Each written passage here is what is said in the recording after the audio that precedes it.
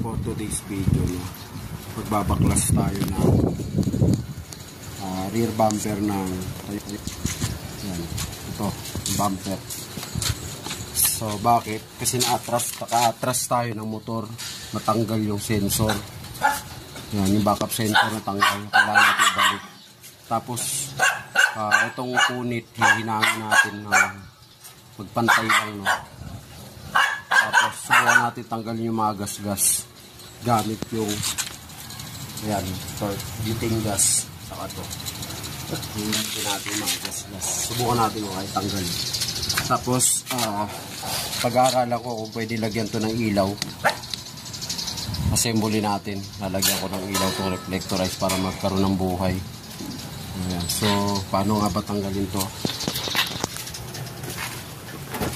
So, ganito ang pagtanggal yan, guys. 4 na tornilyo lang yan. Ito. 1, 2. Tapos yan. 4 yan. 1, 2 lang dito. Yan. So, pag natanggal na natin lahat yan, lahat ng clip tatanggalin din natin. Flat screw lang gamit dyan. Yan yung mga clip. So may clip din yan dito. Tatanggalin din natin to. Ito. So kailangan natin matanggal muna tong ayan, para